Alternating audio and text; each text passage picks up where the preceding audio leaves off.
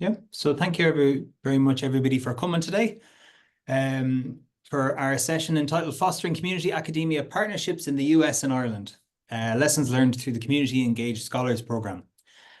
So we're delighted to have Dr. Michelle Nichols with us here from she's the Associate Professor at the College of Nursing at the Medical University of South Carolina.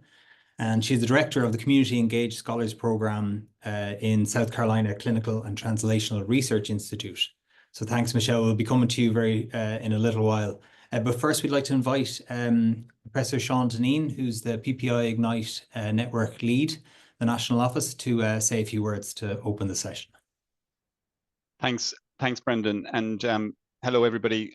Welcome to this PPI Festival event, which I'm delighted to participate in and to revisit our connection with MUSC and our connection with the Community Engaged Scholars Programme. So for those of you who don't know me, I'm a diabetes doctor based in Galway in the west of Ireland. I have the privilege of leading the PPI Ignite network, which is a network tasked with building capacity for meaningful and high quality involvement of public and patients in research in Ireland. And this is our third year hosting or having what we call a PPI festival, where we literally celebrate some of our achievements, some of the work that is going on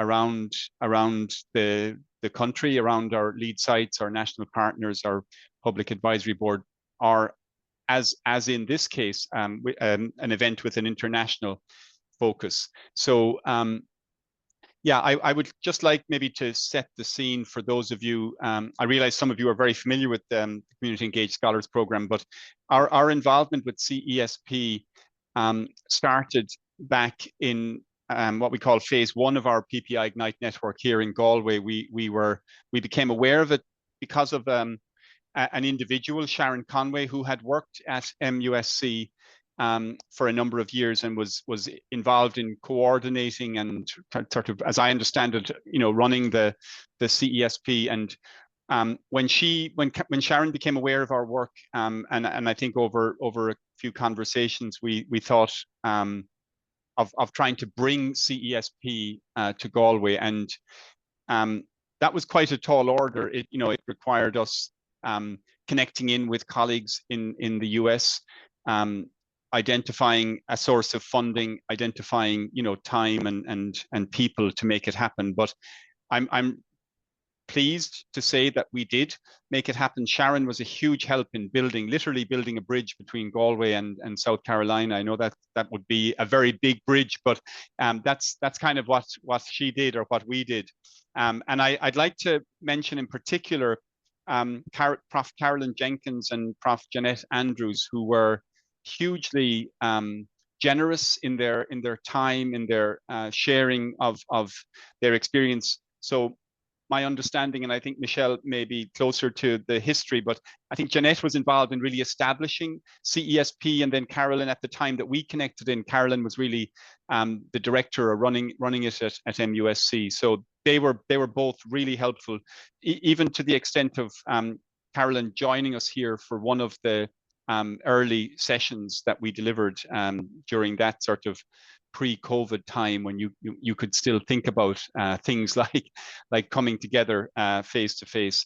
And then just a particular thank you to Michelle. We haven't met Michelle, but other than just on this call, but thank you for continuing that tradition of generosity and for being so helpful to the current PPI Ignite at University of Galway team, who are, and I'm really pleased to say this, who are up and running, with the delivery of the Community Engaged Scholars Programme for a second time. So we obviously got, like the rest of the world, we got sidetracked with a global pandemic, and so the gap between the original delivery in 2019 and now seems like a long gap. But that's not because of any lack of enthusiasm for the concepts and for the principles and for the whole ethos of CES-P, which is really about researchers inside the wall, so to speak, reaching out to community partners outside in the immediate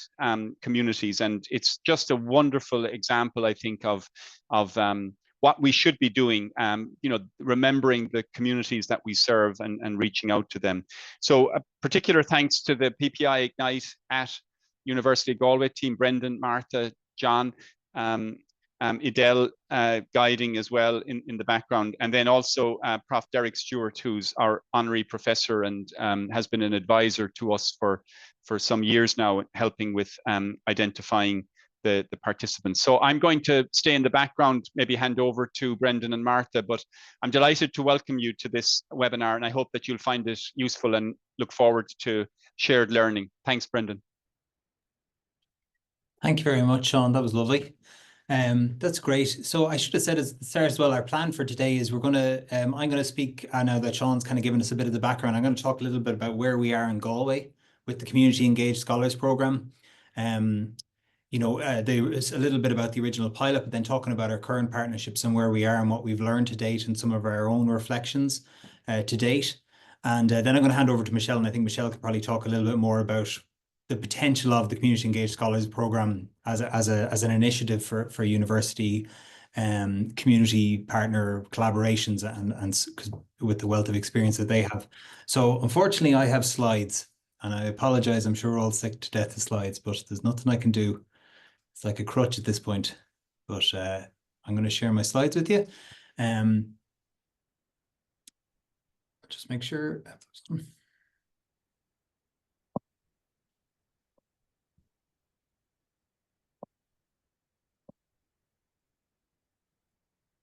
Second there, sorry now.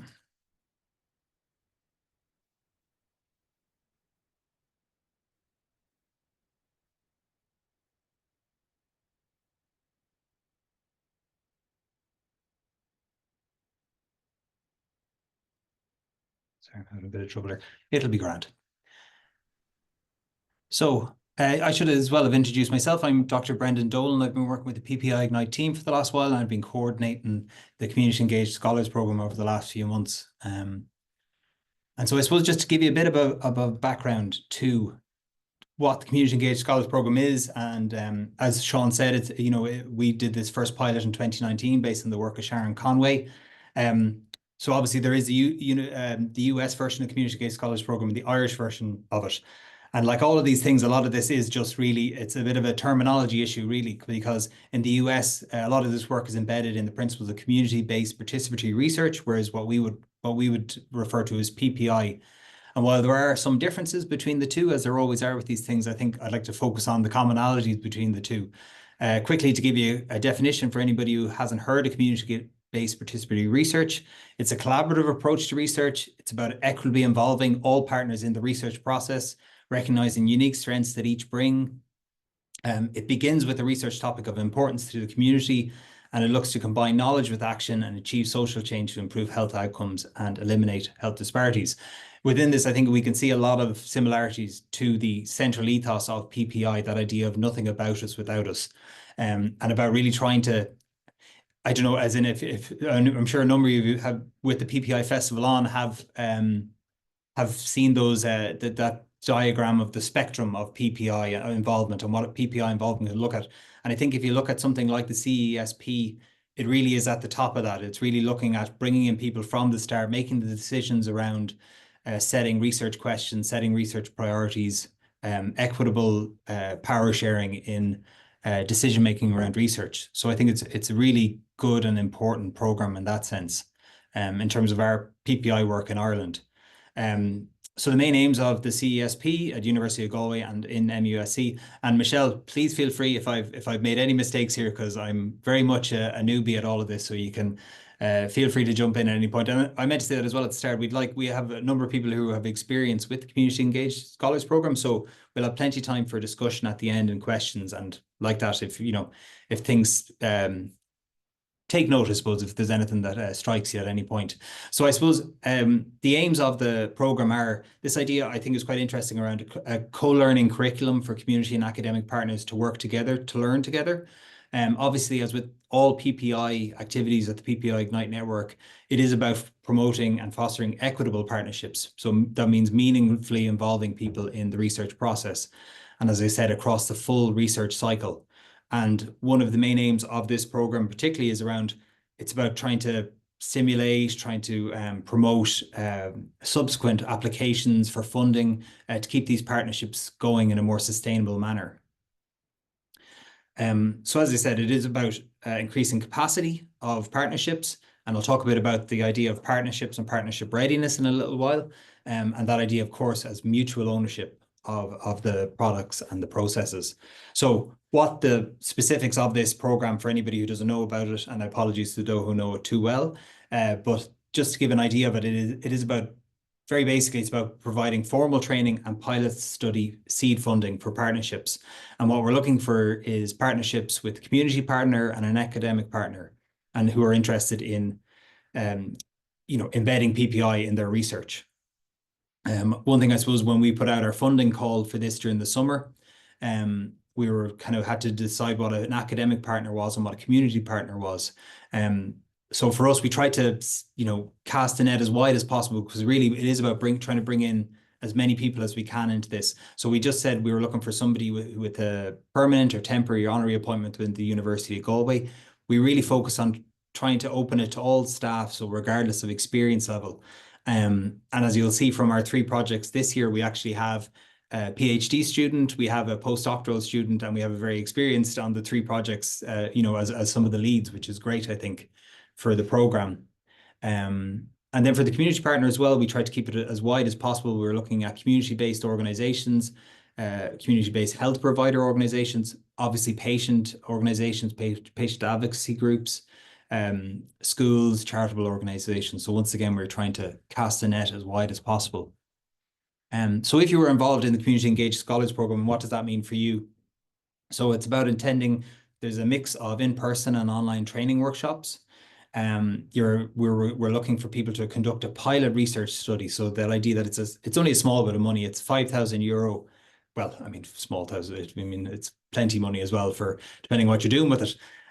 But that the idea that it's to get a small bit of seed funding to work on a small pilot that you can then look to leverage without a wider goal of writing a grant submission and building foundations for sustaining a partnership more long term. Yeah, and I think it's really about that idea that the PPI Ignite team is there to help you as you go through this. And as we talk about the program that's there, the training program, you'll see that it's about as well supporting them, supporting our partnerships to develop a dissemination plan and all those types of things. I won't get into too much the CES-P at University of Galway 2019 partnerships, just to say that these are our 3 groups from the first round. Obviously, these partnerships got a bit disrupted with, as Sean mentioned, everything that happened in 2020.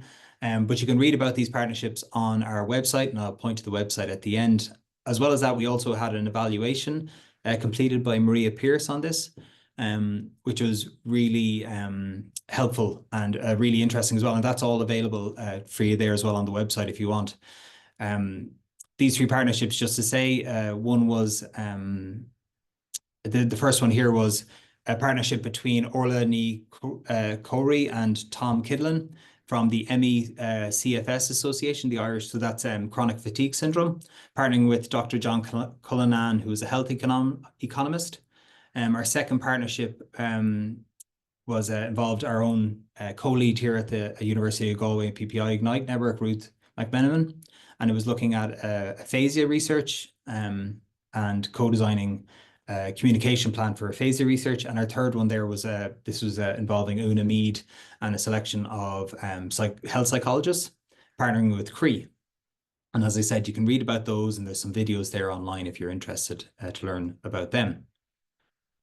So looking then at our own partnership this year, so we ran the call for the funding in over the summer of this year, and we were delighted with our 3 partnerships. They're very different in their research priority, their research question, but I think they really represent a really good Sorry, as I'm looking at this, I realize I'm wearing the same shirt in that picture as I am today. But anyway, nothing to be done about it. Anyway, I think it was really interested in these three projects. To give you an idea of them, those are some of our partners from our first session there that we had in September. I'm in trouble here with my slides, but these are the three program partnerships this year. I think the really interesting ones. The first was looking at exploring perspectives on connection to the community and well-being among the Sanctuary Runners Community Solidarity Initiative. I don't know if you're aware of Sanctuary Runners. It's similar to Park Run, I suppose, but with the idea of bringing in people from migrant and from direct provision programs to bring them into a running community to run with people in the area that they're based. And I suppose it's looking at the well-being amongst these runners and how the connections that are fused or formed between from this initiative.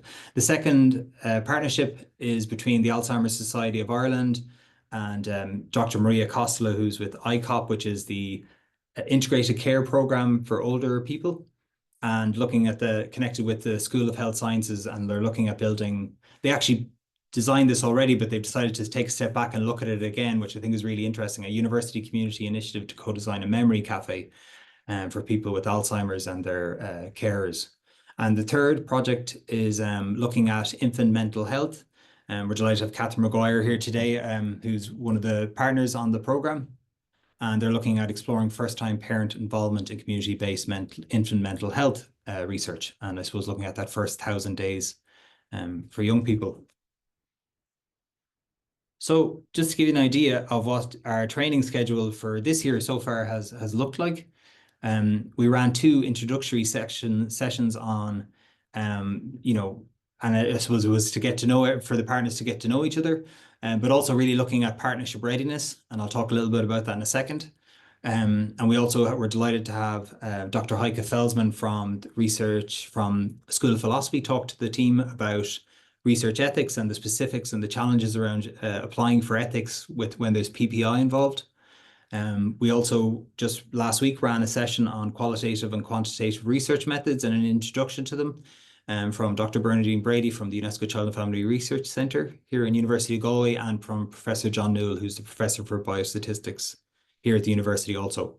As you can see, we're right in the middle of it. On Friday, we were delighted to have Claire Reardon from Quorum. So Claire is the Education and Public Engagement Manager at Quorum, which is SFI Research Centre for Medical Devices. So she's got great experience in science communication and science communication training. So she's going to help the partnerships with their, sharing research results and developing a communication plan for their research. And then finally, we'll be doing a session with Adele Murphy on grant writing and PPI and grant applications. And the idea, I suppose, with these programs is that it's bespoke and that it works with the needs of the partnership. So with that in mind, the idea will be that we will create further sessions as needed for the partnerships going forward. I mentioned there, those first 2 sessions as well looked at this Are We Ready toolkit. So I wasn't really sure what partnership readiness was. I found this from Sharon, but I think it's a good idea, that idea of like taking a step back to think about a partnership and how a partnership fits, and to actually think about the goals and all that. So we've been working through the Are We Ready toolkit with our partners. So this has been very kindly shared with us by the MUSC. And as you see there, Janet Andrews, Professor Janet Andrews is one of the authors on it. So we've had a really interesting time with our partnerships working through this idea of them discussing going through the basic tenets of their partnership, the goodness of fit. So basically, I think goodness of fit is something like the dating phase of a partnership, to figure out, are they compatible? Do they like the same things? And then working on to the capacities and the operations and how they all work. And I found for me personally, I found it really interesting to actually take a step back and for the partnerships as well, to take a step back and think about, where they are, giving them a chance to reflect on their partnership to date.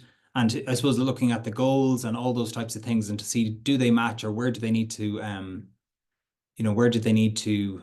to rethink things. And I suppose, well, that would be one thing I'd be emphasizing with it is it's not to discourage people from moving ahead. It's intended to help them engage in an in-depth self-assessment to set realistic goals. And I think it's been really beneficial for our partners to date. So that's the program as it is, and that's where we are with it. I tried to think myself about a few reflections, and I suppose these are my own reflections to date. I've only been in the program a while myself. I think from just outlining the 6 partnerships we have to date, you can really see the societal impact potential of these programs. As with all PPI work, I think just bringing in community partners so early on helps them to really focus in on the issue at hand and the addressing a need in a community. I found the application review process has been very beneficial. Going back to the evaluation that was done in 2019, this was something that was highlighted and it's something that I found really beneficial for me. And I think also for our partnerships, we were able to provide really interesting feedback. We had a really good group between PPI contributors and experts in CBPR and PPI to help with the application process. I suppose from informal feedback, and I have a few quotes here afterwards from some of our participants, the way the program is structured to allow scheduled time for partnerships to meet and to chat and to talk has been really beneficial for them. They've just found it, I think, very helpful, and just to see them interacting with each other has been really beneficial, and to give them time to reflect using the toolkit, I think, has been really good too, because it's been able to prompt them and focus them to step back and have a look, which I think is just really important. It's been really flexible and dynamic. As I said, the nature of the initiative, we've been able to bring in a very diverse set of partnerships, which is really beneficial. I was going to start with challenges, actually, now that I'm looking at them, because I always hate starting at the positive and then ending with the negative. But it has been difficult to organize. It's September, it's October in an academic year. Obviously, our community partners have a full workload as well. Just trying to get everybody in the room together is always a problem. I'd be interested to know how Michelle deals with this or struggles with this and all of that. We want to promote the initiative more. We want to get the word out more, and I think that's a challenge we have, and it's something we need to work on going forward. But there is a massive potential for growing some momentum with this if we can keep it going, the Community Engaged Scholars Programme at the University of Galway.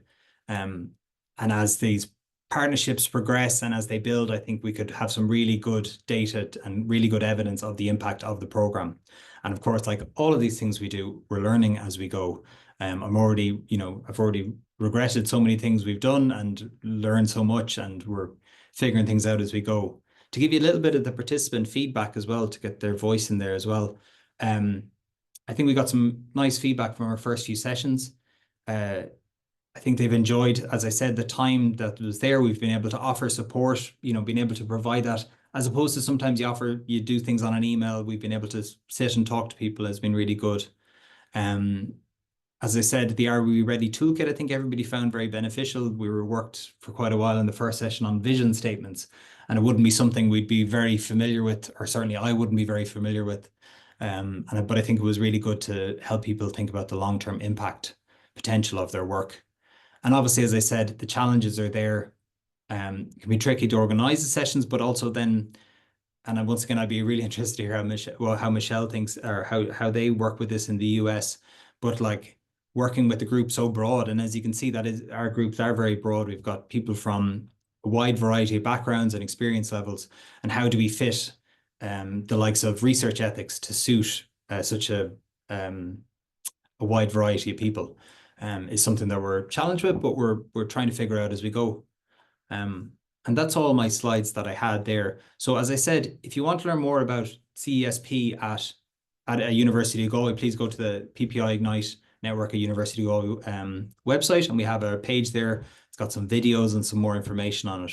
And as I said, you can more than welcome to get in touch with me or to talk to Martha if you have any inquiries about it. So that's the end of my Death by Slideshow presentation.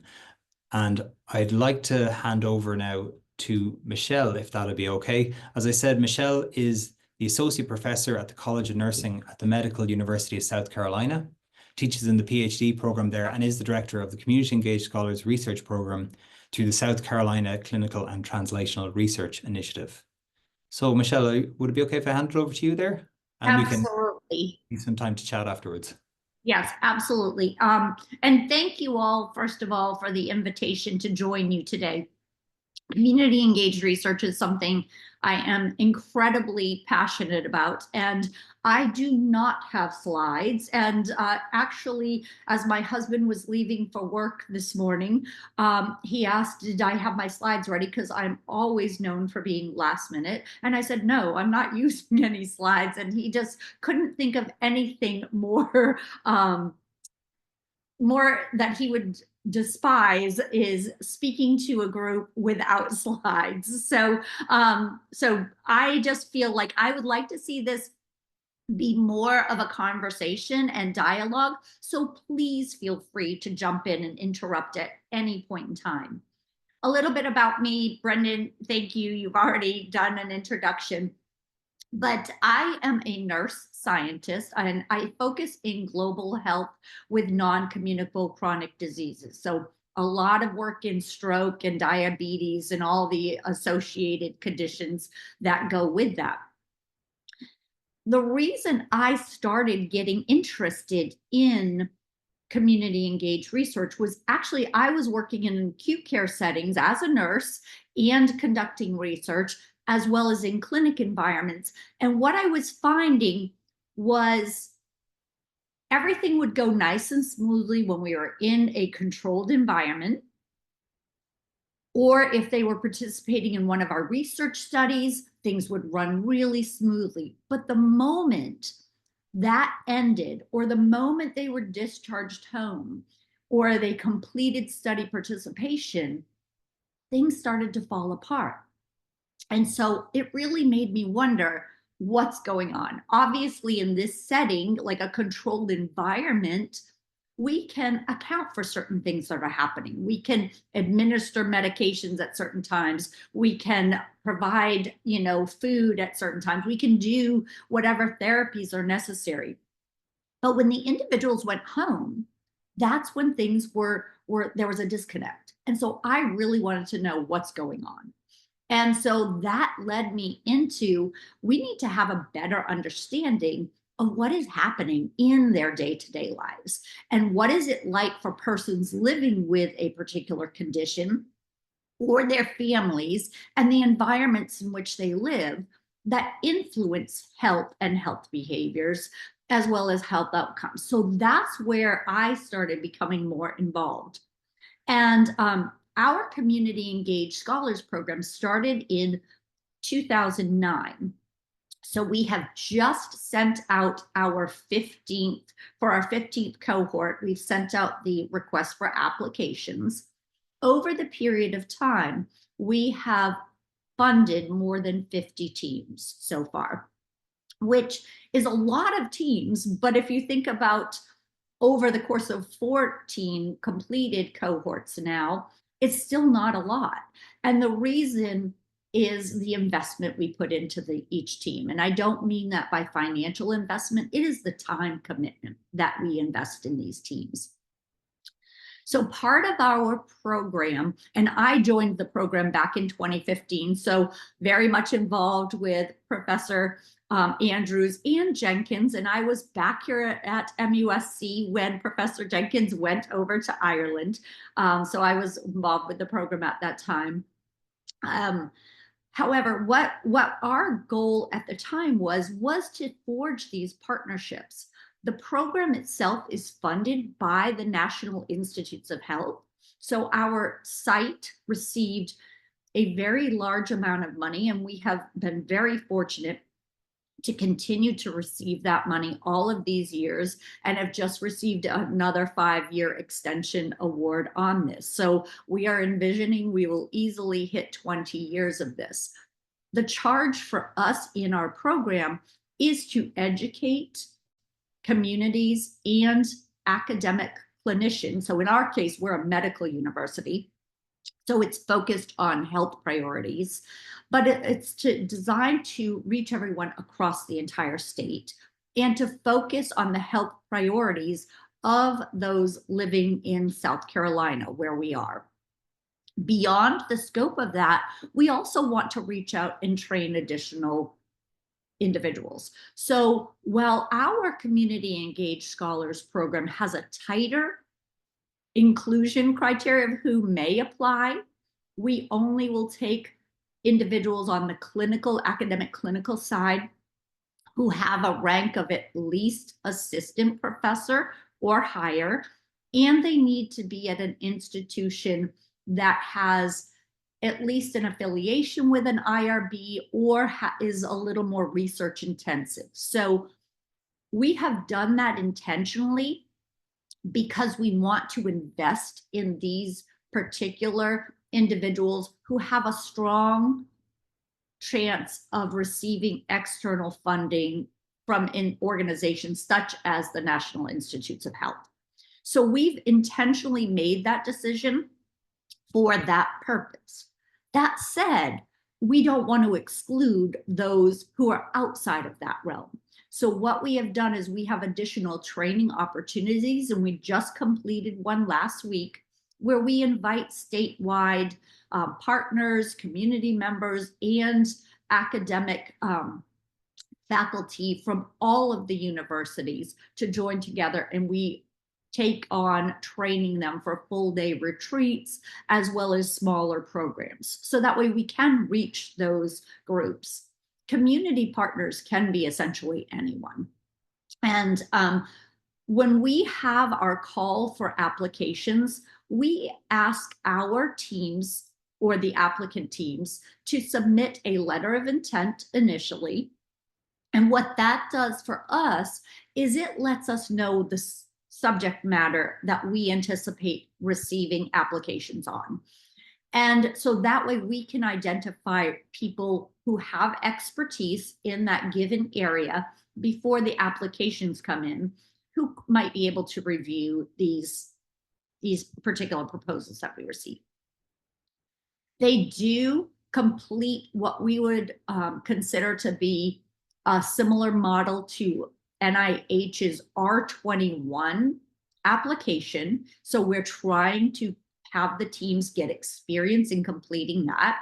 The R21 is a 6-page application with an additional page for specific aims, and that is for pilot funding. So that we would consider to be the next logical step if they were to be applying for NIH funding.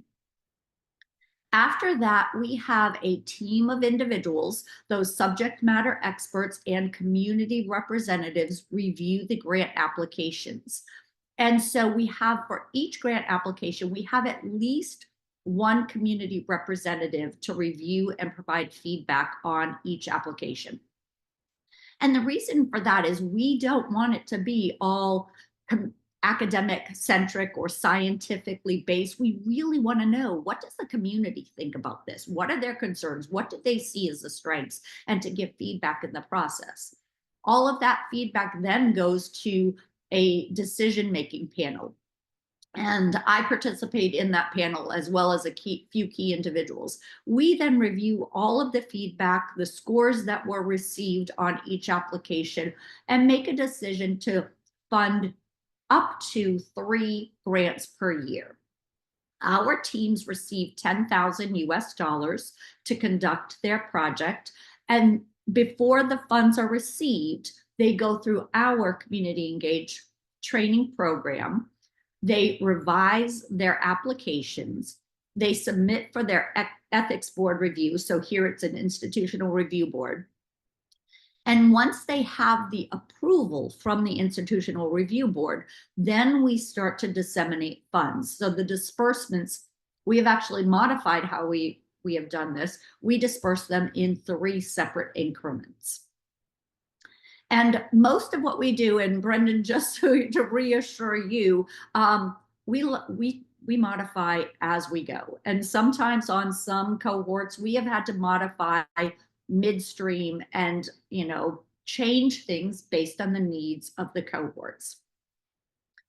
We originally started out having every session, it was a 15-week program of training in person.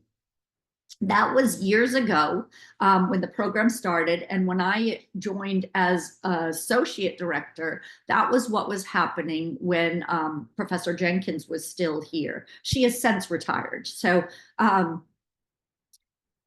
what we found was that it wasn't reaching all of our state. We are located in the southeastern part of the state, and we have an entire state that just wasn't feasible. So we weren't meeting the needs of those who live in more rural areas or further away from essentially where we're located. So we went to a hybrid model at that point. So those individuals who were accepted into the program and awarded funds were allowed to participate virtually, or if they were local to our campus, they were encouraged to come in person. And that was the model we followed for a few years until COVID happened. And then, of course, we modified to go fully virtual. And what I found was when we went fully virtual, there was a lot of hesitation on the part of our community partners to engage in the conversation. And we really weren't hearing community voices. Those individuals would have cameras off, or even if we encouraged cameras on, they would remain silent in the conversations. And that goes against the entire premise of what we're trying to do. We want to have community voices at the table. And actually, I feel very strongly that we don't even want them at the table. We want them involved at the process of when we're looking at building a table. So I like to use that analogy that we want to roll it back even further. And so we constantly have that motto as well, nothing about me without me. We have that and use that extensively, but we want to say that it needs to happen even before we're sitting at the table. So from the ground up. And so what we have done recently, since everything has opened back up for us post-COVID, is we have done a hybrid approach. But what we do is we have an in-person kickoff session, and we have structured it such and provide the funding for the teams in other areas to come to us for a kickoff retreat. And that essentially has been a catalyst to lay the groundwork, answer questions, what is community engaged scholars, introduce one another, have those opportunities for those organic conversations to occur, and then really emphasize the partnership component. So if teams are, our community partners are not engaging readily, we extract that. We will then welcome them into the conversation. We will ask for their input and make sure they're fully engaged. We then transition to virtual sessions after that. And then we go into, as a group, collectively with all of the projects. And then what we do is we transition to individual team sessions where we're working specifically on their project. Our group sessions that we currently have the teams review each other's grant. So before they receive the feedback, they've been awarded the funding, they're joining the program. We go over how to conduct a grant review. We cover all the components that need to be involved. Then we pair them up to review each other's grants, provide feedback so they learn how to give feedback as well. And we have a template that we give them, but it's looking at those strengths and any weaknesses or areas of concern that they may have on each domain that they would be scored on. They then verbally share that over our virtual session, and then we compile that information along with all of the feedback that is received from the external reviewers and give that to the teams. When I share the external review information with the teams, though, I do that one-on-one. because it can be overwhelming to have several reviewers. And so we put it in context as well as tell them, you know, what we feel is critically important to address and what may not be as important, but explain how a reviewer then saw that information. They then are responsible for going back, working together, and revising that proposal. So on the initial application, we're not looking for it to be perfect. They then revise their proposal. We review it. Once it is deemed acceptable, and by acceptable means that scientifically, is it sound? Is it feasible? Sometimes they have grandiose plans and we scale it back to fit the time frame and the funding and reassure them they don't have to accomplish everything. This is a starting point to get them moving. And then from there, we share all of that information and let them then work on it. We've reviewed that along with their budget to make sure it's equitable. And then they can go forward submitting for their ethics review. After that, that's when we disperse funds. So that in a nutshell is our process, but our Community Engaged Scholars program has been very actively involved in training institutions in other states. For example, in Texas, we have spent over 2 years training the organizations there and the infrastructure. So there are 5 universities participating. We have trained them and they are now up and running as well, their own similar model program. And then I work extensively throughout Africa, Sub-Saharan Africa specifically, and am very involved in training teams across Sub-Saharan Africa and work with them to build up community engaged research in their respective countries as well as regions, so different villages, and adapt accordingly. So that is a very broad overview of our program. To get to Brendan's point or question about ethics, what I actually do is when we get to our research ethics component, because their topics are so diverse, usually they run the gamut of all types of things, just as you all are seeing. What I have done is I've developed case studies. And so I present a case study and then open up the floor for conversation. Like, how would they handle this type of scenario? What would they do? And just to get them thinking about how ethics plays a role in community engaged research or community-based participatory research. And that sparks the conversation. And then at the end, so I share 4 different case studies. And then at the end, I let them know that those are all real scenarios that I was PI of. So I was the academic PI. And that essentially really catches them off guard because they're just can't even believe, and then they can't imagine how would you handle those things. And I'm like, well, they really did. And then obviously the participants then are really wanting to know, so what did we do? And so we have those conversations.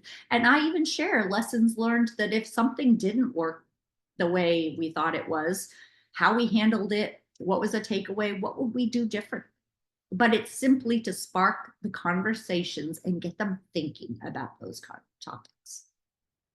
Any questions in particular that I could answer about our program or anything that I could share that may be helpful?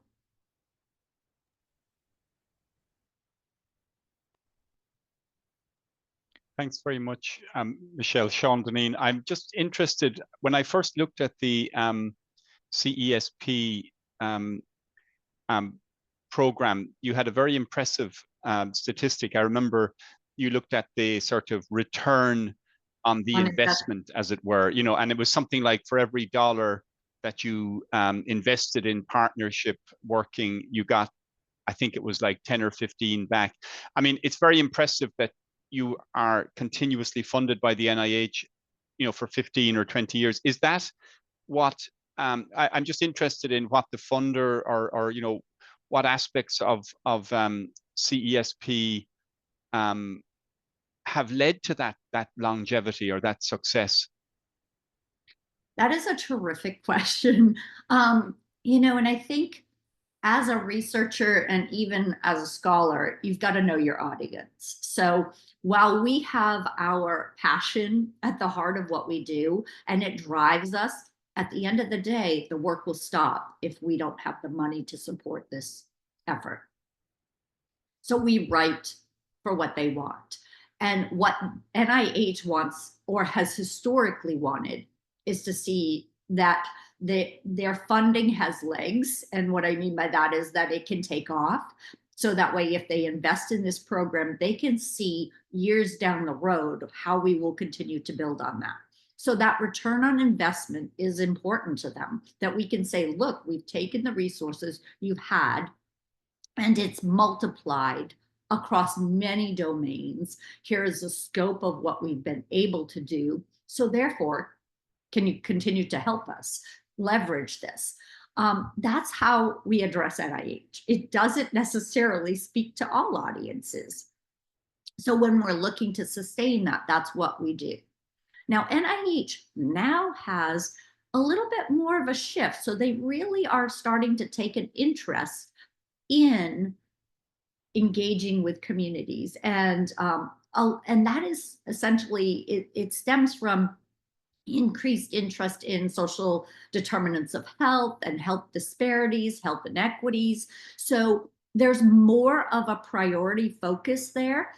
And we're actually, I'm working, and I just gave a talk last week to clinicians because there's a new push to have community engagement as a part of many of NIH applications. That said, we don't focus entirely on NIH. To keep our funding going for the entire program, we speak to NIH in those metrics, but we also pull together vignettes on cases and what they've been able to achieve. So we market those to NIH as well as to foundational grant funders and to the general public to increase awareness of what can be done. We engage the media. So we have our teams, we've put them out in articles, we have them in flyers, we had them on news, the local news, and been interviewed. So we do spotlight the work that they're doing, and that then can generate additional interest. So yeah, that's really helpful. And yeah, I'm going to stop now because I know there are questions for Brendan, but I mean, just a note to Edel and Martha and Brendan. I mean, that approach of leverage, like we're trying to engage with Science Foundation Ireland or Research Ireland as it is now, which is largely funding laboratory-based research, but they might be interested in this partnership approach. They already do dissemination and engagement, as they call it, but actually, we should think about that as a way of offering something that the Ignite network in its next phase could. I'll stop. It's okay. And just to add on to that very quickly, we have a strong bench research environment here at my university as well. And I have brought patients into the picture. So the patients, we're actually calling them patient scientists, but these are persons with lived experience telling the bench scientists even what's important. So that way they get a broader picture of the implications of their work and what might be a priority. Yeah, I suppose, and like that, I work in medical device research before that, and just the value of PPI and the like for focusing that. I suppose I was looking at how researchers in that field could actually look at the broader impact of their work, and it is through having those conversations early on. It's so important. I'm seeing two questions come in here just to see from Nia. Sorry, I hope I'm pronouncing your name correctly. The first one is an easy one, I think. It's related to the Are We Ready toolkit and saying how interesting it looks, but a 75-page document is quite a lot to get through, and how do we do it? And the short answer is very slowly. And, I don't know, Michelle, how you find going with myself, and I know Catherine's on the call here who's been, we worked through it in our first two sessions, but we didn't get very far into it, but we kind of pointed to a few pieces that we thought were particularly relevant to our partnerships that we had. I will say that I agree, 75 pages can seem daunting. We are currently in the process, we're revising it right now, and our community partners, some of them are participating in the redesign. So this was initially all academic clinicians writing this. It now is going to be revised with community input. What we do is we select a few to go over in some of our CES-P sessions, and then we encourage the teams to work together, because we ask them to get together at least once a week in whatever form works for them outside of our sessions, so they can continue to build those partnerships, and we provide those as tools for them. Now, I will say, I think it's long overdue to update that toolkit, which is why we have that process ongoing right now. That's great to hear, Michelle. And yeah, but I do think it, like, when I saw it first, it was very intimidating and I was kind of worried about it. And then when I started looking at it, I thought, and there wasn't, I thought it was all very relevant and very interesting questions to be asking our partners. And the second question we have there is around, sorry, no, but I suppose that the challenge around pre-application and funding community, or, providing compensation and remuneration for people in the pre-application phase, and how challenging that can be. I suppose my simple, so I suppose, sorry, the question is, have either of you come across any ways of addressing this challenge? I can speak to ourselves and what we're doing. This is, I suppose, an example of a way of doing that, in that the funding we're providing is for remuneration and for, for supporting our community partners to be involved in the process and to, feel valued, whatever way that is. And I know with the PPI work in general, it's a big focus is around, financially compensating PPI contributors for their time. Michelle, would you? Yeah, absolutely. We do not pay in that pre-award process.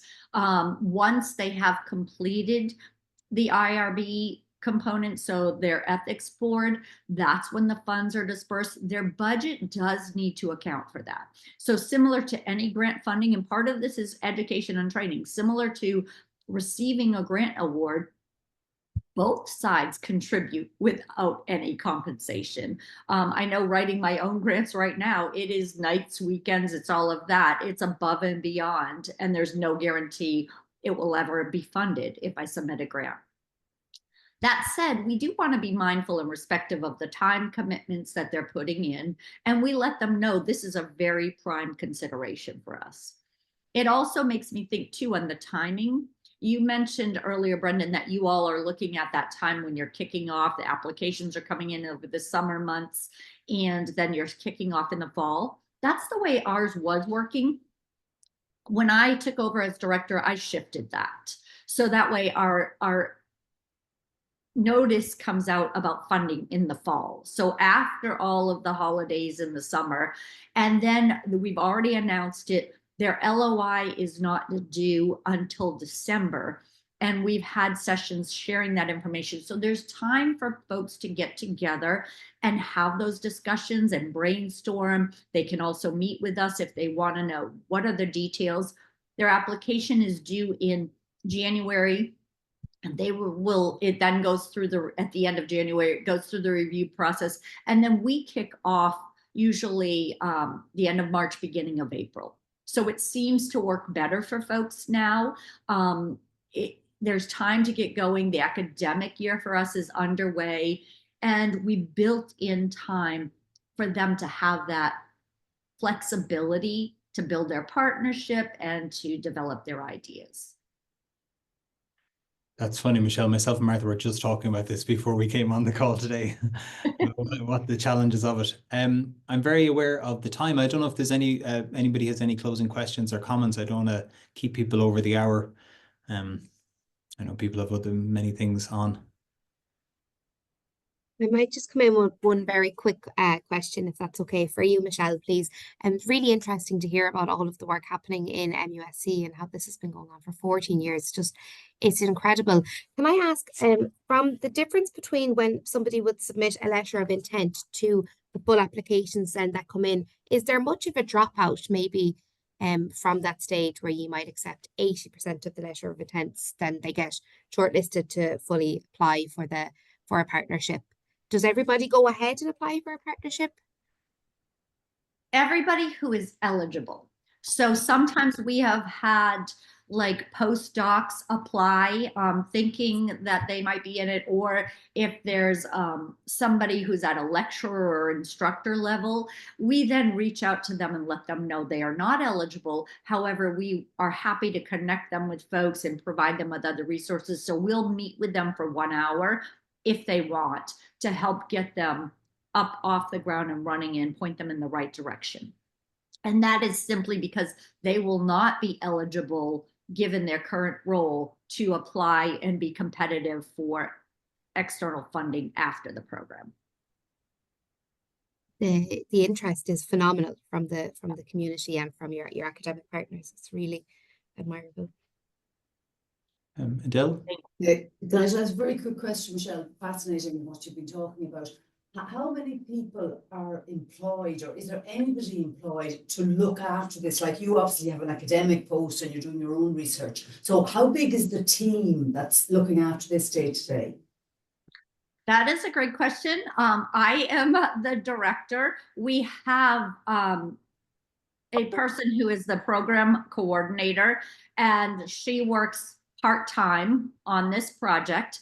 I couldn't do it without her, to be honest. And then the larger infrastructure within our university. So if I were to need something, there is a larger program and resources available within my institution.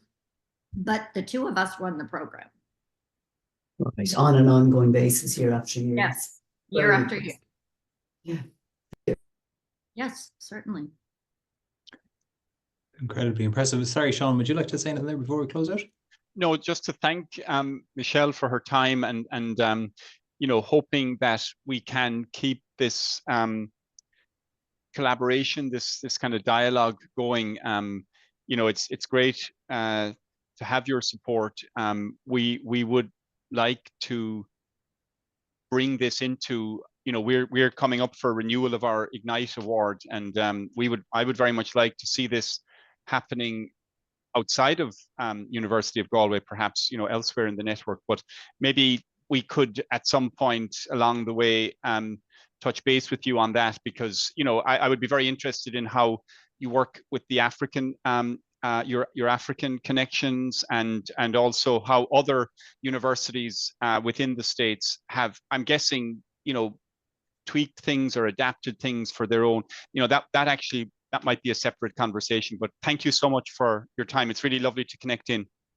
Thank you so much. And thank you to each of you for the work you're doing.